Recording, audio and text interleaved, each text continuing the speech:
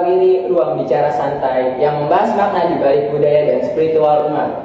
Oke, di episode spesial kali ini kita akan mengulas satu tema yang sangat hangat dibicarakan saat bulan Rabiul Awal, yaitu tentang tradisi Maulid Nabi Muhammad SAW, bagaimana hukumnya dan bagaimana praktiknya di masyarakat. Dan pastinya kita nggak sendirian, kita sudah ditemani para narasumber di sini yang ganteng-ganteng dan serta cantik-cantik, masya Allah ya.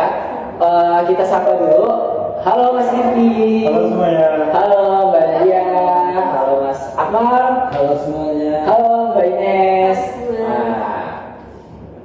Langsung saja kita menuju ke topik pertama tentang mengenai Maulid Nabi Muhammad SAW. Kepada Mas Rifki, ini ada pertanyaan nih, boleh jelaskan sebenarnya bagaimana sih hukum memperingati Maulid Nabi Muhammad itu? Ya baik Mas Jabar, jadi sebenarnya Maulid Nabi itu kan sebuah tradisi di mana yang bertujuan untuk mengenang, meladani serta mengingat Rasulullah Sallallahu Alaihi Wasallam, yang dimana Rasulullah ini merupakan sosok utama yang diteladani oleh umat Islam. Terkait hukumnya, bahwa Maulid Nabi itu para ulama ini berbeda pendapat. Sebagian ulama seperti Imam Suyuti, dia itu mengungkapkan pendapat bahwa Maulid Nabi itu boleh, tapi dengan syarat tidak bertentangan dengan syariat Islam itu sendiri. Jadi bisa kita simpulkan bahwa Maulid Nabi itu ialah hukumnya boleh, bahkan bisa jadi mustahab atau dianjurkan jika di dalamnya itu terdapat sholawat atau ceramah atau syiar-syiar yang dimana itu kegiatan yang bermanfaat. Jadi kalau Maulid Nabi itu sebaliknya atau berisi tentang hura-hura atau kegiatan yang tidak bermakna, maka itu hukumnya bisa menjadi bid'ah yang tercela. Begitu Mas Jabar. Wah, menarik banget ya pembahasan dari Mas Rifki. Kita lanjut ke statement berikutnya kepada Mbak Nadia. Di sini ada pertanyaan nih.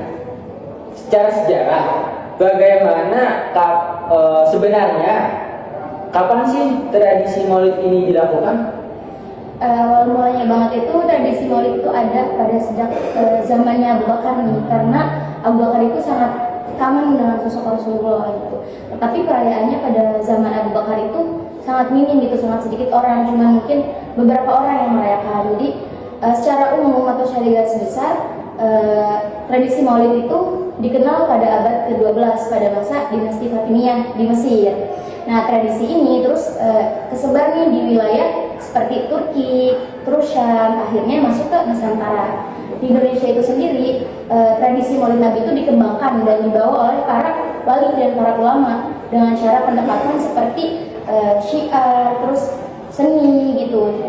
Terus budaya lokal, jadi lebih terasa dekat dengan masyarakat gitu. Berarti Maulid Nabi ini bukan dari zaman Nabi Muhammad ya? Betul, bukan. Maulid Nabi kan yang tadi saya jelaskan dibawa oleh para ulama dan wali gitu. Jadi dengan tujuan untuk dengan tujuan untuk menjelaskan sirah Nabi dan dengan kecintaan gitu. Jadi ulama itu memperbolehkan kita dengan melaksanakan tradisi Maulid Nabi tersebut. Menarik juga ya pembahasan dari Mbak Nadia ini. Dan ternyata tradisi Maulid ini juga punya sejarah panjang ya. Sekarang kita ingin tahu seperti apa sih praktik Maulid di masyarakat itu, Mas Akmal. Nah, bisa tolong jelaskan bagaimana sih dirayakan Maulidnya di daerah kamu itu? Baik, kalau perayaan Maulid Nabi yang dilaksanakan di kampung saya sendiri, itu biasanya dirayakan secara meriah, terstruktur, dan pastinya hikmah. Biasanya pembacaan awalnya itu membaca maulid. Biasanya kalau di kampung saya itu maulid berjanji, lalu diselingi oleh ceramah, lalu ada sholawat yang biasa diiringi oleh hadroh di tempat tersebut, lalu ditutup dengan doa dan makan bersama. Jadi secara garis besar, maulid itu bukan hanya ritual untuk mempersatukan dan meneladani kisah Nabi, tapi mempererat silaturahmi kemasyarakatan begitu. Oh, apakah kalangan masyarakat di daerah Mas Akmal itu juga ikut berpartisipasi? Untuk kalangan yang ikut merayakan Maulid Nabi itu bermacam-macam sebenarnya. Dari yang kecil hingga dewasa pun, dari yang kaya hingga yang miskin pun ikut merayakan Maulid Nabi.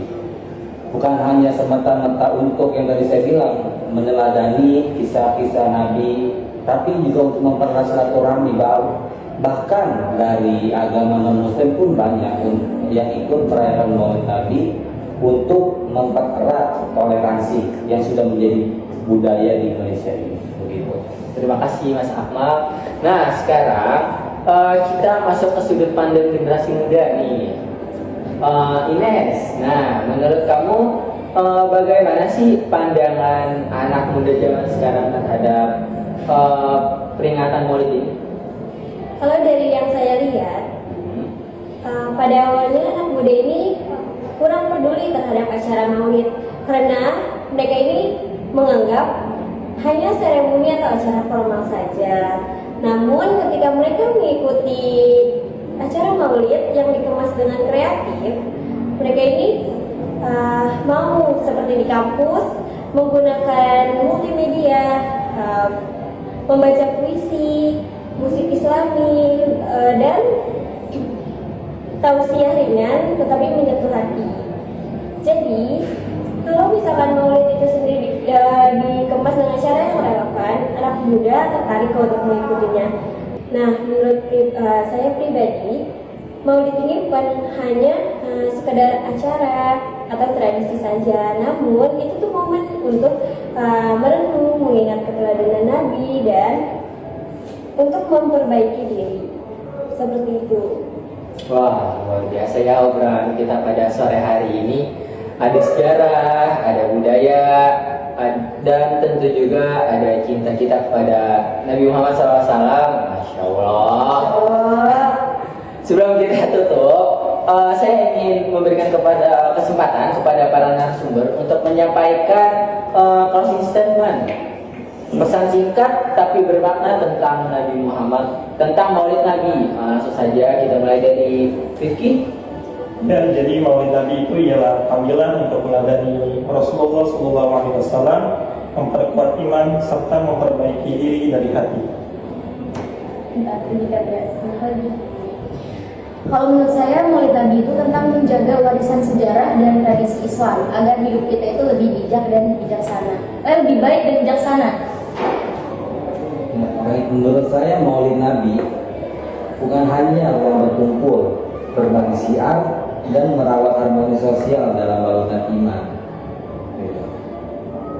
Untuk para anak muda, Maulid ini bisa menjadi sumber energi spiritual yang membuat kita itu mengingat jati diri kita di tengah bisingnya dunia ini. Wah, keren banget ya.